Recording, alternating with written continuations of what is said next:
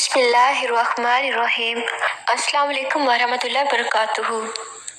اکثر لوگوں کی شکایت ہوتی ہے ہماری نیند اچھی نہیں ہے اور رات میں کئی مرتبہ ہماری آنکھ کھل جاتی ہے اور اس وجہ سے نیند خراب ہوتی ہے۔ ہم میں سے شاید کوئی بھی ایسا نہیں ہے جو رات میں ایک دو مرتبہ جاگتا نہ ہو، کیونکہ کبھی کسی فکر یا پریشانی کی وجہ سے اور کبھی برا خواب دیکھنے پر بھی انسان اچانک بیدار ہو جاتا ہے۔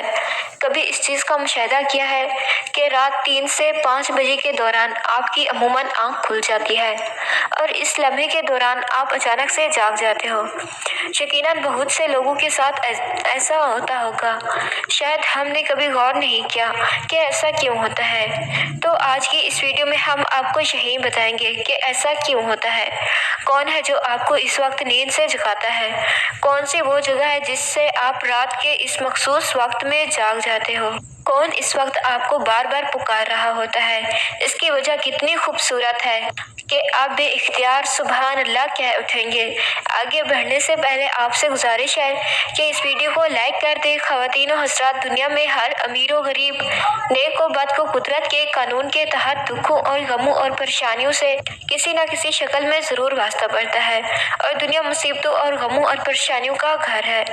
بعض لوگ اولاد کی نافرمانی کی وجہ سے پریشان ہیں، کچھ لوگ مال و اسباب کی وجہ سے پریشان ہیں، یعنی انسان کسی نہ کسی فکر یا پریشانی کی وجہ سے نیند کی کمی کا شکار ہوتا ہے اور ان ذہنی پریشانیوں کی وجہ سے رات کو بار بار آنکھ کھلتی رہتی ہے۔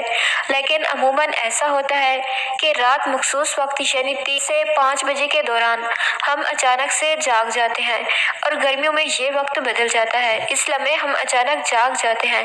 یہ صورتحال بہت سے کم لوگوں کے ساتھ پیش آتی ہے۔ یقیناً بہت کم لوگوں کے ساتھ ایسا ہوتا ہوگا، لیکن شاید کبھی آپ نے اس پر غور نہیں کیا ہوگا کہ ایسا کیوں ہوتا ہے۔ اگر ایسے ہو تو اس وقت آپ نے کرنا کیا ہے؟ تو چلے نبی کریم صلی اللہ علیہ وسلم کی احادیث مبارکہ کی روشنی میں آپ کو بتاتے ہیں کہ ایسا کیوں ہوتا ہے، اور پھر آپ کو احادیث اور جدید سائنس کی روشنی میں بھی بتائیں گے کہ اگر دوبارہ آپ کے ساتھ ایسا ہو تو اس وقت آپ کو ایسا کیا کرنا چاہیے جس سے آپ کو زندگی کی ہر خوشی مل جائے۔ اگر آپ رات 3 سے 5 بجے کے درمیان اچانک نیند سے بیدار ہو جاتے ہیں، آپ کسی مرض میں مبتلا نہیں بلکہ خوش نصیب انسان ہیں، کیونکہ اس لمحے کے دوران آپ کا رب آپ کو یاد کرتا ہے۔ یہ رحمت کے فرشتے ہوتے ہیں جو آپ کو بار بار نیند سے اٹھاتے ہیں۔ رات کے وقت اللہ تعالیٰ اپنے بندوں کے زیادہ قریب ہوتا ہے تاکہ وہ ان کے لیے رحمت اور توبہ کے دروازے پوری طرح کھول دے۔ حضرت ابو ہریرہ رضی اللہ تعالیٰ عنہ سے مروی ہے کہ حضور اکرم صلی اللہ علیہ وسلم نے فرمایا، ہمارا بزرگ و برتر پروردگار ہر رات آسمان دنیا پر نزول فرماتا ہے۔ جب آخری تہی حصہ باقی رہ جاتا ہے تو آواز دیتا ہے، کون ہے جو مجھ سے دعا کرے اور میں اس کی دعا کو قبول کروں؟ کون ہے جو مجھ سے سوال کرے، میں اس کو اس کی مطلوبہ چیز عطا کروں؟ کون ہے جو مجھ سے بخشش طلب کرے اور میں اسے بخش دوں؟ ہے کوئی توبہ کرنے والا، میں اس کی توبہ قبول کروں؟ ہے کوئی سائل جسے میں عطا کروں؟ یہاں تک کہ صبح طلوع ہو جاتی ہے۔ اسی طرح ایک اور حدیث مبارکہ ہے، حضرت ابو سعید خدری اور حضرت ابو ہریرہ رضی اللہ تعالیٰ عنہ سے مروی ہے، وہ بیان کرتے ہیں کہ حضور اکرم صلی اللہ علیہ وسلم نے فرمایا، اللہ تعالیٰ توقف کرتا ہے یہاں تک کہ 1/3 رات گزر جاتی ہے تو آسمان دنیا پر نزول فرماتا ہے اور آواز دیتا ہے کہ ہے کوئی مغفرت کا طلبگار، میں اس کی مغفرت کروں؟ ہے کوئی توبہ کرنے والا، میں اس کی توبہ قبول کروں؟ اور ہے کوئی سائل، میں اسے عطا کروں؟ اور ہے کوئی دعا کرنے والا، میں اس کی دعا قبول کروں؟ حتیٰ کہ فجر طلوع ہو جاتی ہے۔ ناظرین، احادیث کا مقصد یہ ہے کہ آپ کو اس قیمتی وقت کی اہمیت بتاتے چلیں کہ یہ وقت کتنی اہمیت کا حامل ہے۔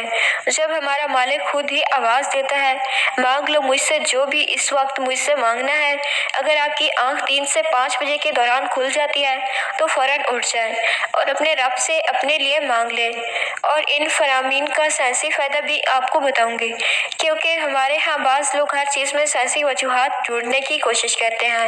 تو ان کو سائنسی وجہ بھی بتا دیتے ہیں اور اللہ سے دعا کرتے ہیں کہ وہ انہیں ہدایت دے اور سیدھا رستہ دکھائے۔ سیدنا عبادہ بن صامت سے روایت ہے کہ انہوں نے نبی اکرم صلی اللہ علیہ وسلم کو فرماتے ہوئے سنا۔ آپ صلی اللہ علیہ وسلم نے فرمایا، جو شخص رات کو جاگ اٹھے اور دعا کرے، یا اللہ مجھ کو بخش دے، اس کی دعا قبول ہوگی۔ اگر وضو کرے اور نماز پڑھے تو نماز قبول ہوگی۔ یہاں نماز سے مراد نماز تہجد ہے۔ دوسری حدیث سنیے، نبی اکرم صلی اللہ علیہ وسلم کو فرماتے ہوئے سنا کہ جب تم میں سے کوئی شخص ایسا خواب دیکھے جسے وہ پسند کرتا ہے تو وہ اللہ کی طرف سے ہے، اسے اللہ کا شکر ادا کرنا چاہیے، اور اگر اس کے علاوہ کوئی ایسی چیز دیکھے جسے وہ ناپسند کرتا ہے تو وہ شیطان کی طرف سے ہے، اس کے شر سے پناہ مانگے، اس کا ذکر کسی سے نہ کرے تو وہ اس کو نقصان نہیں پہنچائے گا۔ اکثر لوگ برے خواب بیان کر رہے ہوتے ہیں اور تعبیرات پوچھ رہے ہوتے ہیں، تو اس بات کو ملحوظ رکھیں کہ بہتر ہے کہ آپ برے خوابوں کی تعبیر نہ پوچھیں، اور جب بھی رات کو آنکھ کھلے تو نبی کریم صلی اللہ علیہ وسلم کی ان فرامین پر ضرور عمل کریں۔ اپنے رب سے اپنے لیے دعا مانگے اور جو بھی مانگنا ہے مانگ لے۔ دل کا سکون، رزق، جائز خواہشات۔ اگر آپ کا بستر سے اٹھنے کو دل نہیں کرتا تو پہلی حدیث مبارکہ پر عمل کر کے 2 سے 5 منٹ کے لیے دعا کریں کہ اللہ مجھ پر اپنی رحمت فرما اور اس مقدس لمحے سے فائدہ اٹھائے۔ اس وقت میں آپ کو بار بار پکارا جاتا ہے کہ اے انسان، آپ کو جس مقصد کے لیے پیدا کیا گیا ہے اسے پہچانو اور اسے پورا کرو۔ ناظرین گرامی، قرآن مجید کی سورت میں اللہ تعالیٰ نے اپنے مومن بندوں کی یہ صفت بیان فرمائی ہے، وہ رات کے وقت تھوڑا عرصہ سویا کرتے تھے اور آخر رات میں مغفرت مانگا کرتے تھے۔ ناظرین، ہر چیز کے پیدا ہونے کا اور پرورش پانے کا ایک خاص موسم ہوتا ہے۔ ہریالی اور خوبصورتی بہار کے موسم میں دیکھنے کو ملتی ہے۔ اسی طرح چاند 29 دن کے سائیکل کے بعد پھر سے نزول لینا شروع ہو جاتا ہے۔ اسی طرح رات 3 سے 5 بجے کے درمیان روحانی دنیا کی بہار کا موسم ہوتا ہے، رحمت کے نزول کا وقت ہوتا ہے، اور اللہ تعالیٰ چاہتا ہے کہ بندہ اپنی نیند سے اٹھے اور اپنی خواہشوں کا اظہار کرے۔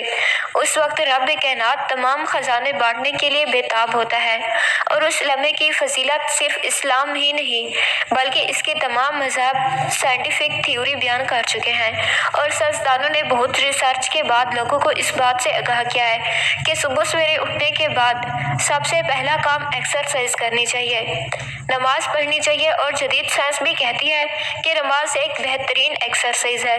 اس کے ہر رکن کے الگ الگ فوائد ہیں۔